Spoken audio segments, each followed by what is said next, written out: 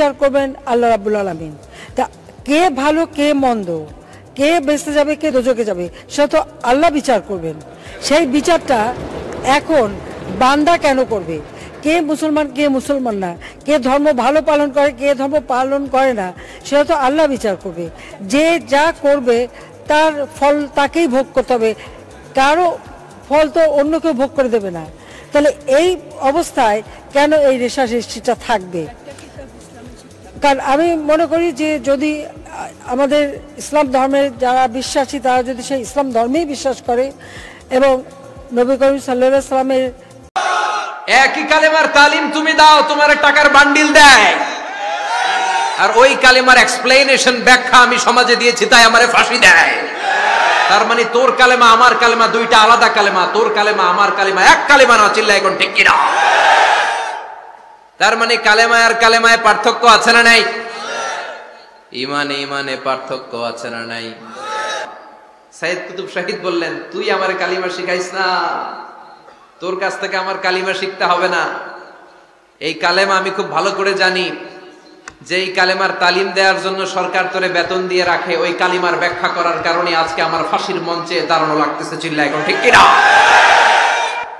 তার মানে কালেমায় আর কালেমায় পার্থক্য আছে না নাই? ইমানে ইমানে পার্থক্য আছে না নাই? আপনারা তাফসীর ফি জিলালিল কোরআনের রচয়িতা সাইয়েদ কুতুব শাহিদের নাম শুনেছেন?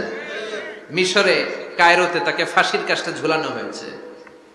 উনি ইসলামী আন্দোলনের দাওয়াত যখন শুরু করলেন, ইসলামের সঠিক ব্যাখ্যা যখন দিতে আরম্ভ করলেন, সামাজিক জাহালাতকে দুমড়ে মুচড়ে পদদলিত করে তিনি কোরআনের বাণী যখন মিশরের যুবক শ্রেণীদের হৃদয়ে গেড়ে দিতে চাইলেন, প্রথিত করতে চাইলেন, এই অ্যাক্টিভিটিজের অংশ হিসেবে তিনি কোরআনের তাফসীর লেখার কাজে হাত দিলেন আর লিখে ফেললেন জগৎ বিখ্যাত তাফসীর, তাফসীর ফি জিলালিল কোরআন।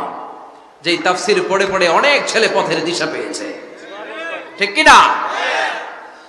এই তাফসীর লেখার কারণে মিশরের মধ্যে নতুন আন্দোলন তৈরি হয়ে যায়। সবার মুখে এক কথা, সৃষ্টি যার, আইন চলবে আল্লাহর আইন ছাড়া অন্য কোন আইন দিয়ে মিশরের বুকে কোনো বিচার আমরা হতে দেব না। মিশরের তাগড়া যুবকগুলো কায়রোর রাস্তায় নেমে এলো, ঘোষণা দিল সৃষ্টি যার, আইন চলবে তার। চোরের হাত কেটে দাও, ধর্ষকদের শাস্তি দাও জনসম্মুখে, ঠিক কিনা? দুর্নীতিবাজদেরকে আইনের আওতায় আনো। দেশের শত্রু, দশের শত্রু, স্বাধীনতার শত্রু সবগুলার বিচারের আওতায় আনো কোরআনের আলোকে, ঠিক কিনা? সংগ্রাম বিক্ষোভে ফেটে পড়ল পুরো মিশর। এই